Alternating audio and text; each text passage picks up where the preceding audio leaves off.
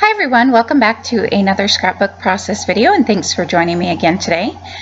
So I'm going to apologize because this is another one of my Use It Up series where I am basically taking older kits or older paper collections, anything like that, and putting them together and just using up what I want to use up of it and then getting rid of the rest, or hopefully just using it up.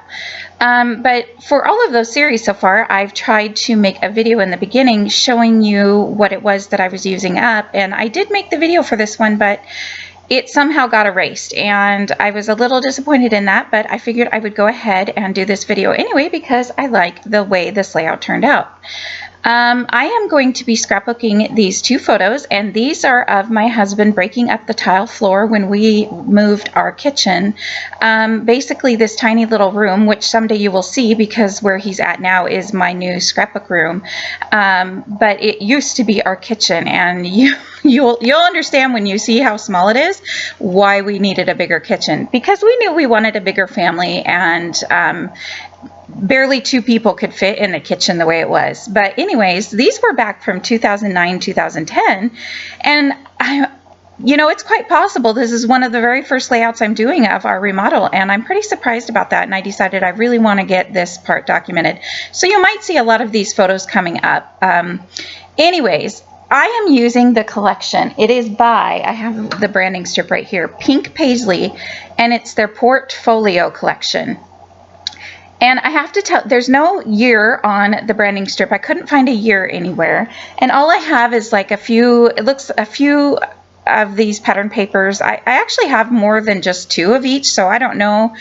I can't imagine I purposely bought extra. To be honest, I don't know why I bought this collection at all, because it's pretty. I don't hate it. It's just not me at all. I mean, I'm used to like Doodlebug and Bella Boulevard type of collections. So this one I'm really surprised with. And I also think I bought this thinking I would use it with my wedding photos, and that surprises me even more because there's no way.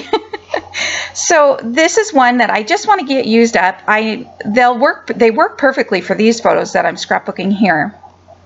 And I am going to only get this one layout out of this collection, and I'm okay with that because after that I did a couple daily life spreads, one in my 2019 and one in my 2018 books, and I think I might have mentioned I'm just trying to get caught up on those, and I'm done with this collection. I had only like 3 full sheets left over that went into a bag of stuff that I'm going to give away at a crop that's coming up, and that's it. So I'm really surprised that I bought this collection because this is just not my style at all. It had to have been a very long time ago that I had this collection. So I mentioned I'm doing these two photos, and currently I am kind of following, it's not really a sketch, but I am basically scrap lifting someone. I've mentioned in past videos that I am taking a class by Scrapbook and Cards Today magazine. Have to tell you, I love that class, and I just recently discovered that not only that, but you get some kind of coupon code if you take one of their classes.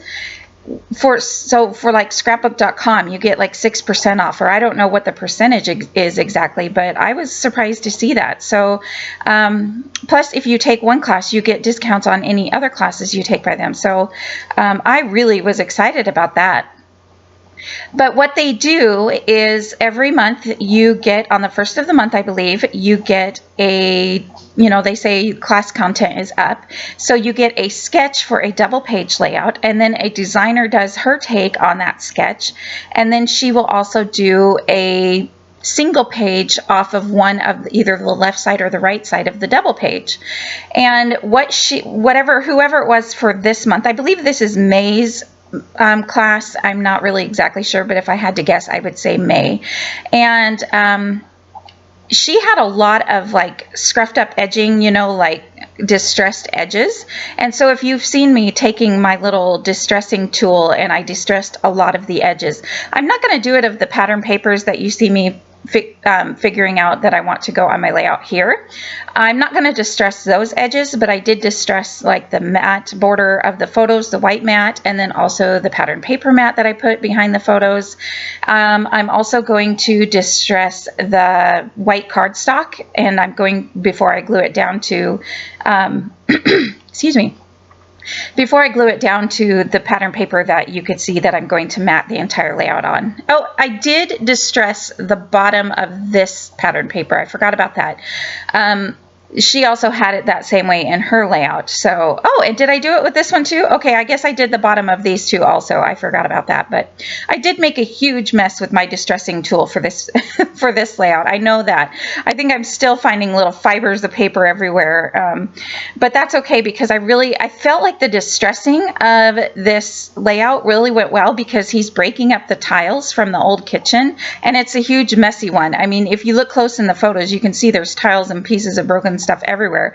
And so that's kind of why I wanted to go with this layout, because I really thought the distressing went with it well. And I also tried to ink a little bit of black over the distressing, and it kind of messed up my tool, which made it even a little bit bigger of a mess, but that's okay. I like how it turned out. I did end up kind of bending this white paper when I was doing the distressing, but again, I kind of feel like it went along with all of it, so I wasn't too worried about it. And in the end, when the layout's done, I didn't even notice it, so I'm not worried about that. I did not worry about getting that 12 by 12 piece of pattern paper because, like I said, I'm not a huge fan of this collection, and I just want to get it used up. And if I had extra scraps, it would just stress me out, make me feel like I had to use it up even more. So I didn't even worry about it. And I had at least 3 more sheets of that, so I was not worried about it at all. So you can see there the white cardstock's kind of bent up on the top right hand corner, but I'm not worried about it. And I am inking all the other edges. I believe I'm using my black Close to My Heart ink. I can tell by the way the ink container, I guess, looks, because I only have a couple of the new ones, and that's the new Close to My Heart style where it closes like a magnet, which I like quite a bit better. It's so much easier to open than the older version, but anyways, that's how I can tell. So I'm inking all the edges with my black ink. And one thing about this collection that I found a little bit difficult to use was, if you notice, all the papers that I'm putting down, there's not a lot of variations in color. There is here with this star strip. I mean, there's those kind of light yellow circles and then the light blue flower type shapes on that one. But for the most part, it was all very, very muted colors. And I don't have a lot of muted. I just don't like the look of muted papers as much. I like the bright, fun papers. And so I found it a little hard to play with. I did pull in some wood veneer at the very beginning. I knew that I was doing these pictures about him tearing up the kitchen. So you can see in the picture there by the window, that is my scrapbook room. And basically my desk now is currently kind of behind where he is kneeling down. But back to the wood veneer, I pulled some wood veneer pieces that I've had for a while. Again, another thing that I'm trying to use up a little bit of. And there's a few houses up there with hearts on them. And then that one that says home. And I glued down this pattern paper piece. And I'm going to go ahead and glue down the photos also.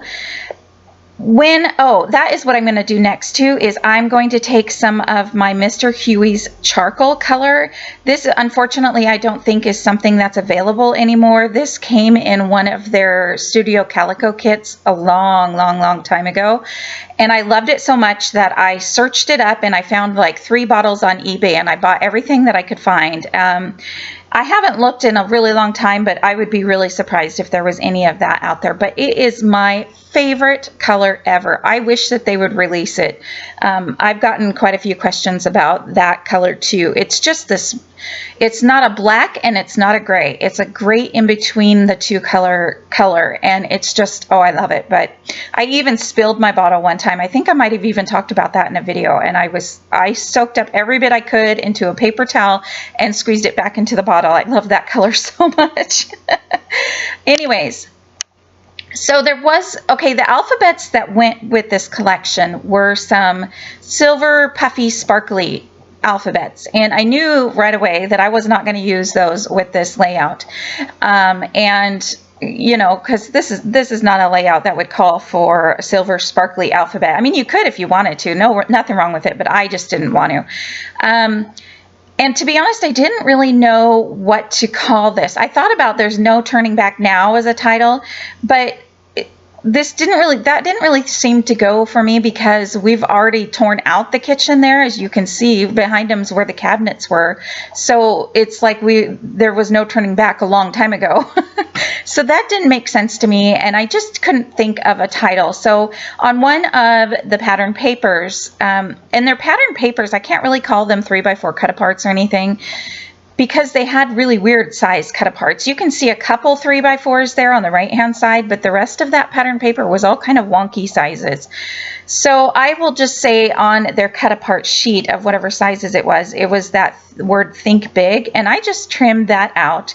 And I kind of thought that that went really well because, you know, we're thinking big, we're, you know, expanding our kitchen, making it bigger, we're improving our house. So I went ahead and that Think Big and Adventures is going to be my title. And I'm going to do this cluster up here in the top middle. And I love the way this cluster turned out. So I got down my black little box of randomness, and that's a good name to call it. I think I'll call it that from now on, my boxes of randomness. I got it down, and it has some metal paper clips that are in shape, so you can see that arrow. I had a couple things like this tag and that little blue banner piece already sitting there starting my cluster, and I put the arrow there, and I knew immediately once I put the arrow there that I really liked the way it looked. So I'm actually going to get to use a tag, even though I cut it in half. I don't care. I was happy to get this tag used up. So I just got down some thread, and I don't know what the thread is called. It's just white thread that, you know, a lot of people do cross stitching and stuff with. So I tied that. It is a bright white, but it kind of blends in with the layout, so I'm not too worried about that. I did tie it around the tag, and then I kind of tore apart the strings because you know how it's multiple strings of white put together to make one. I kind of tore it up so it would have more of a little bit of a distressed kind of messy look to the threads too. Excuse me. So I went ahead and left that there, and I love the way the arrow paper clip is kind of sticking out and up. Usually I would put it all the way down on the photo, but I purposely left that one up, and I really, that made me excited for that. So I do struggle a little bit with the rest of this layout. I have wood veneer that will go around the page. I didn't really have another tag that would work. This is my little box of randomness for black and silver, actually. Since I put that silver paper clip up there, it kind of brought a metal element into the page, and so I really wanted to add more kind of a metal elements elsewhere. But, you know, dummy me, I think I've gotten rid of all my brads, and I wish I would have kept my silver brads because those are something I would use. But I was just on such a binge of get rid of so many things, and now the only thing I really regret is some of my silver brads. So I do wish that I would have kept those. However, I tried another silver paper clip down there. I have gray shaped paper clips, but they just kind of clashed with the silver one that's up above. And it's not a real true silver. It's kind of like a matte silver. I tried to add another one down below here in the right hand cluster that I'm working on. Excuse me, but it just didn't work very well either. It just kind of, I don't know, it didn't look right. And so I decided, I kept digging in my little drawer, and I found this flare badge. And I have to tell you, I have very few flare badges left that aren't all rusted out. And I'm so disappointed in that because I can't tell you, I've probably spent $100 at least on flare badges from 2Ps before they closed their store, and they're all ruined. I just threw them all away because they were all ruined. And whatever's on my pages now, I will leave on my pages even though they are rusting. I don't know if it's my area, I don't know what it is, but yeah, they're useless. So this one was black though, maybe that helped with the rusting of it because it doesn't seem to have any rusting on it. And so yeah, if companies make flare badges anymore, I don't buy them. To me, it's a waste of money because they're just going to get old and rusted. So another thing I was thinking about is I kind of wanted to bring the aspect of the string, whatever you call it. I wanted to bring some of that string down to this cluster on the right hand side. because I didn't want it I felt like it would look funny in just one spot, although it really looked fine.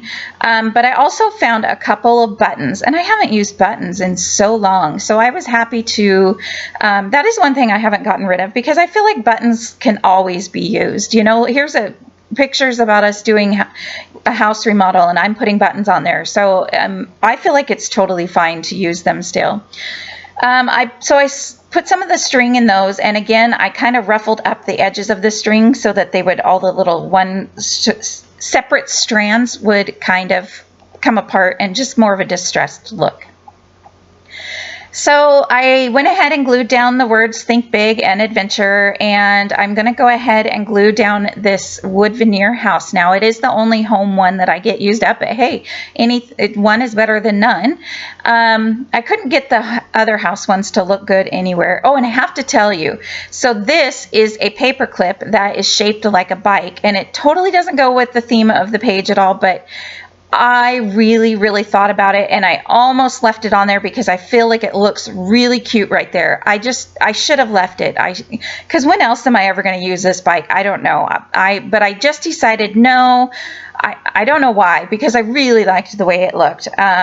I should have went with it, but I didn't. So I took it off and I put the house back on.